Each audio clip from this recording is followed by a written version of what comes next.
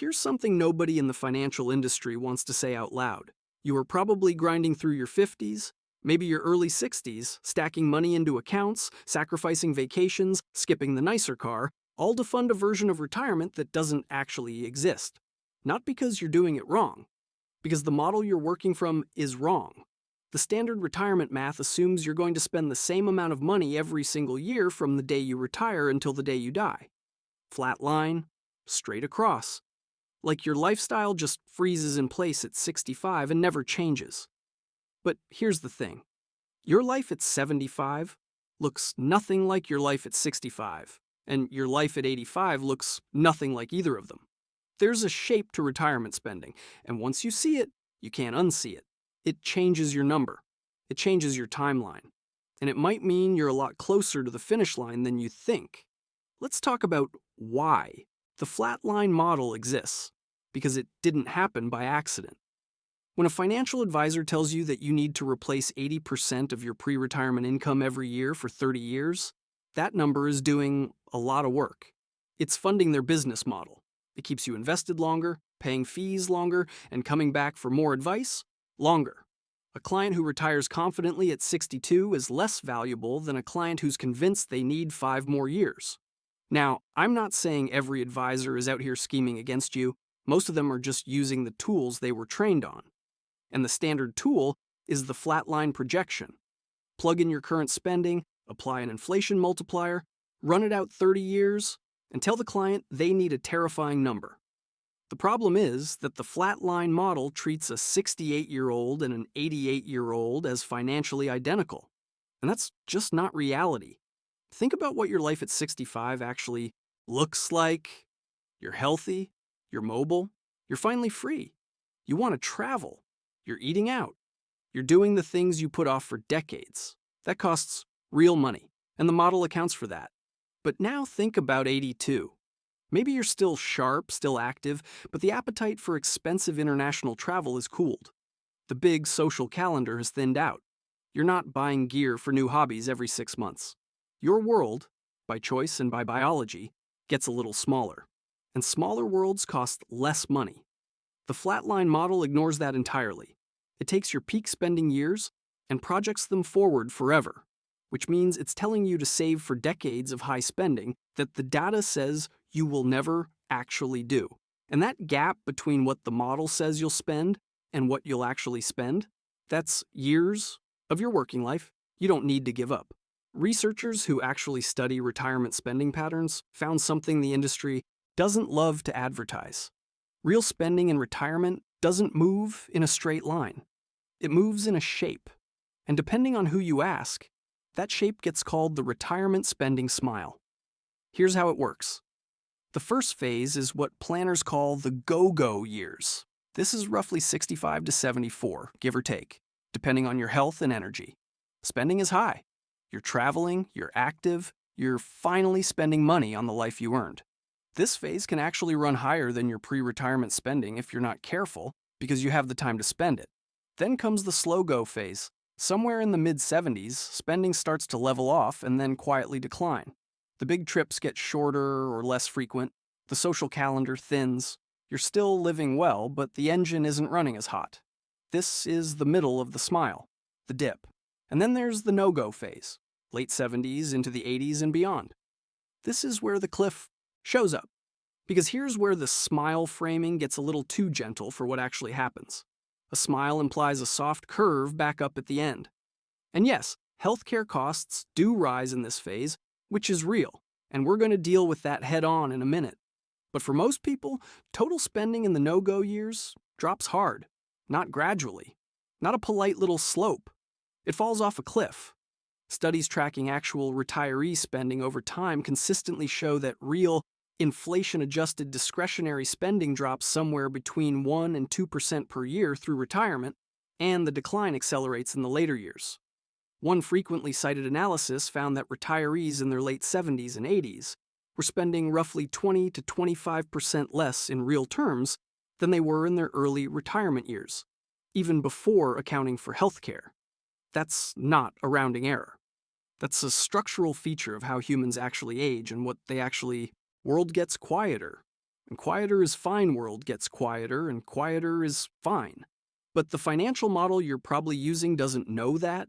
It's still projecting you at 84, spending like you're 65, funding vacations you won't take and dinners out you won't want.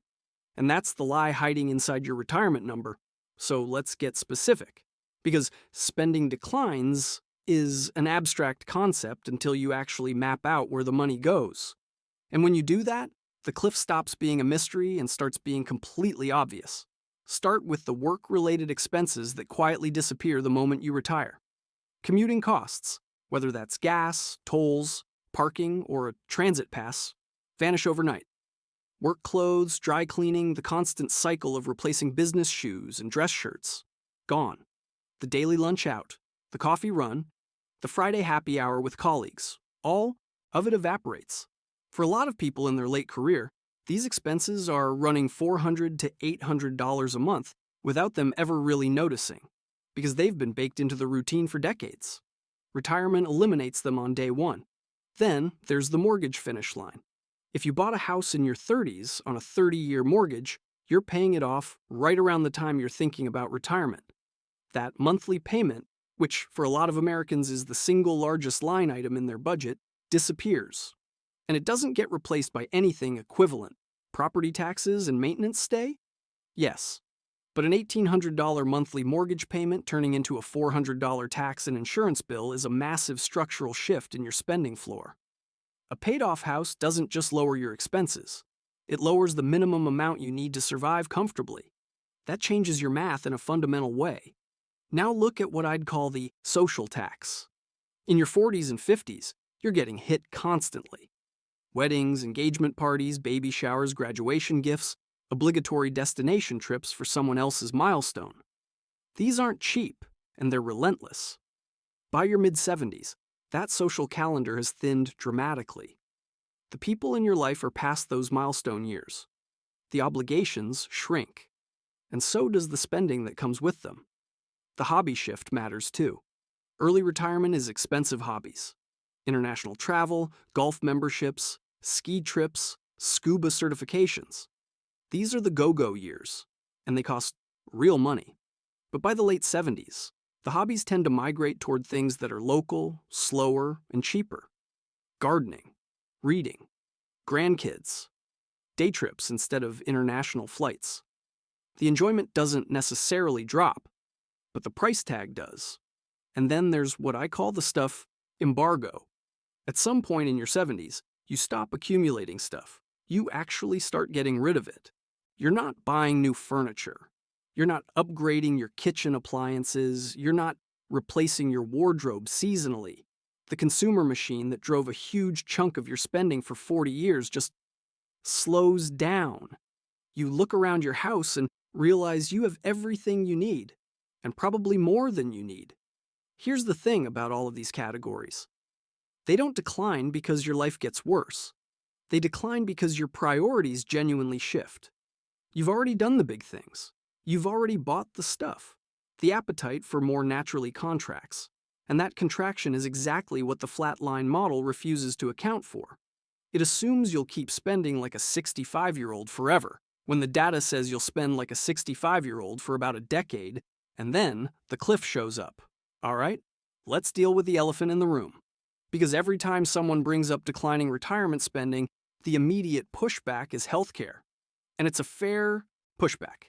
Healthcare costs in retirement are real. They're significant, and they do not follow the same downward trajectory as everything else we just talked about. So let's be honest about it, instead of pretending it away. Medicare kicks in at 65. And while Medicare is genuinely valuable coverage, it is not free, and it is not complete.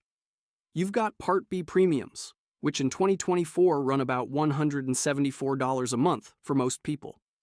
You've got a Medigap supplement or a Medicare Advantage plan on top of that. You've got Part D for prescriptions. When you add it all up, a typical retired couple is looking at somewhere between $6,000 and $12,000 a year in predictable, recurring healthcare costs before a single major medical event happens. And those costs do rise over time. Healthcare inflation runs hotter than general inflation, historically around 5% annually versus the broader 3% range. So this is a line item that grows, not shrinks. But here's the critical insight that gets lost in the fear-mongering. Healthcare spending in retirement largely replaces other spending rather than stacking on top of it. The money you were spending on work lunches, golf trips, new furniture, and transatlantic flights doesn't just sit in your account untouched while healthcare bills pile up alongside it. Your total budget is shifting. The discretionary categories are contracting at the same time the healthcare category is expanding. For most retirees, the net effect is that healthcare absorbs a growing share of a shrinking total. The pie gets smaller, and healthcare gets a bigger slice of it. But the pie is still smaller. Now, the genuine wild card is long-term care, nursing home costs, memory care facilities, in-home aids. This is where the math can get brutal fast. The median annual cost of a private nursing home room is north of $100,000 in most parts of the country, and the average stay, for those who need it, runs about 2.5 years. The key word there is average. Some people need no long-term care at all. Some need it for a week. A smaller percentage need it for 5 or more years, and that's where the financial damage gets severe.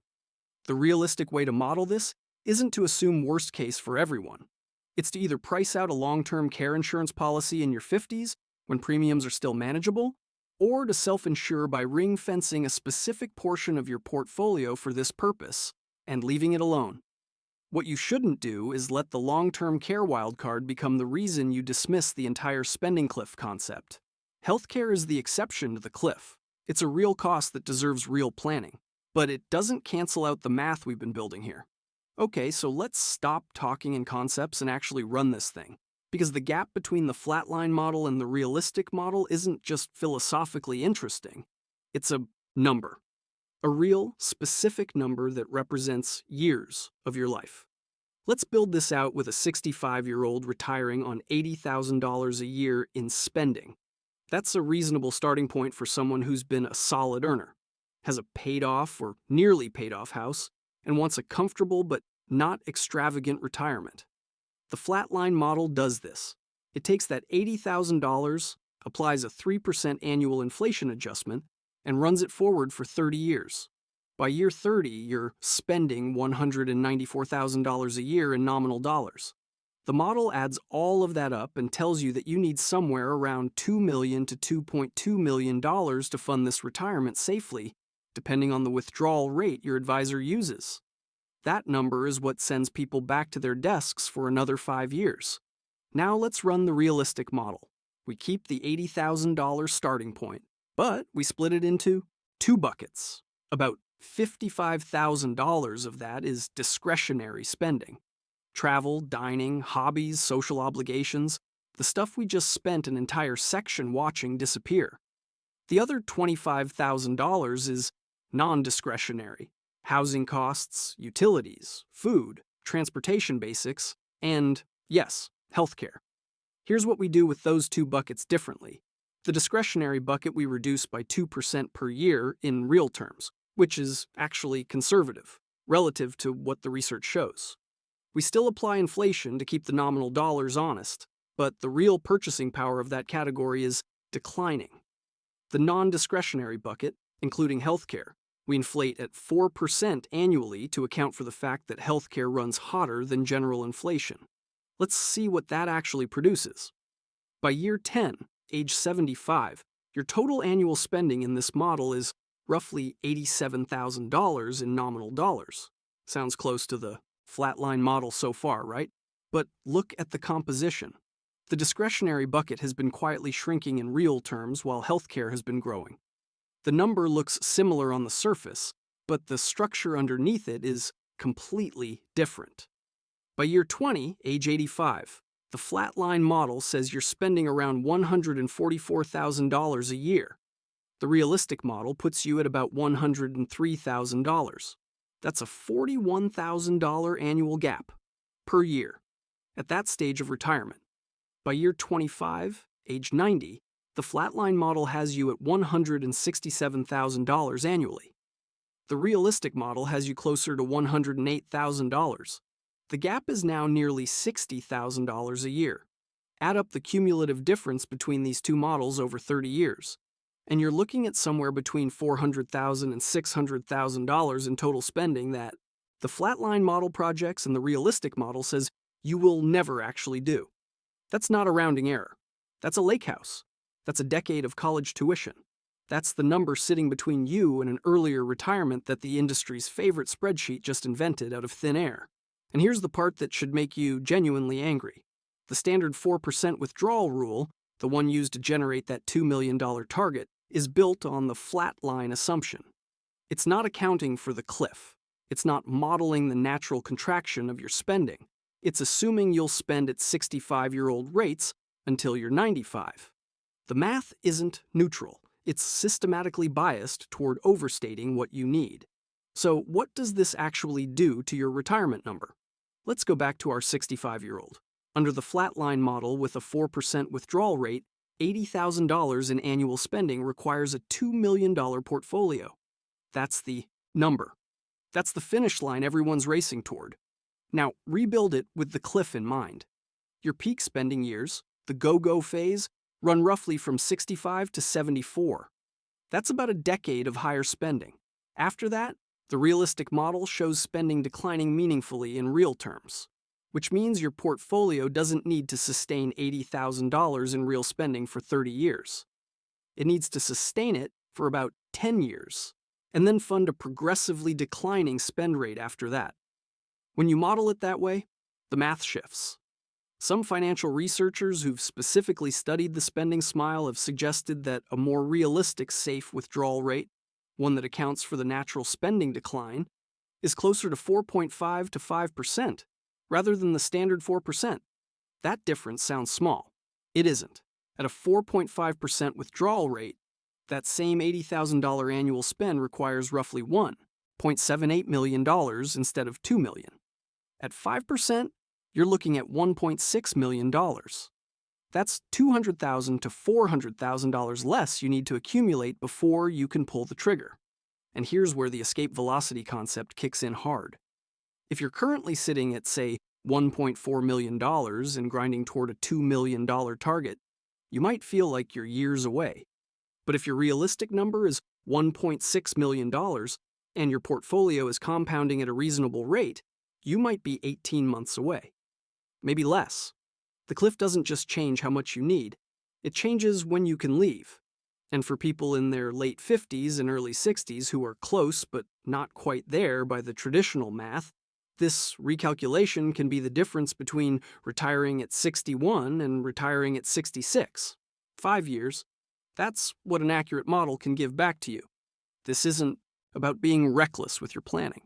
It's about using math that actually reflects how humans live, instead of math that assumes you're a robot with a fixed consumption function until your final day. Your number isn't a static monument. It's a calculation. And if the inputs are wrong, the output is wrong.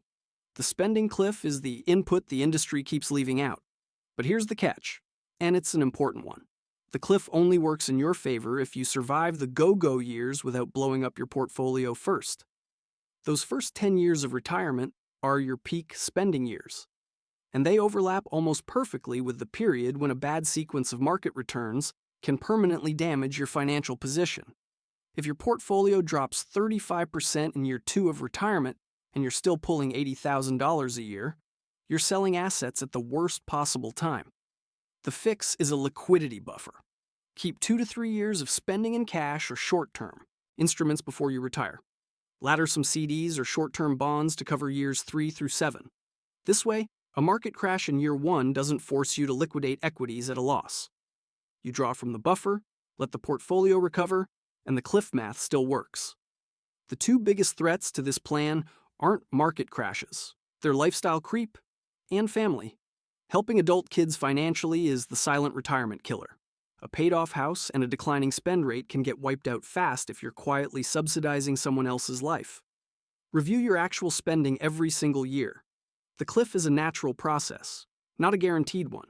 Stay honest with the numbers. You're not funding a flat line. You're funding a cliff.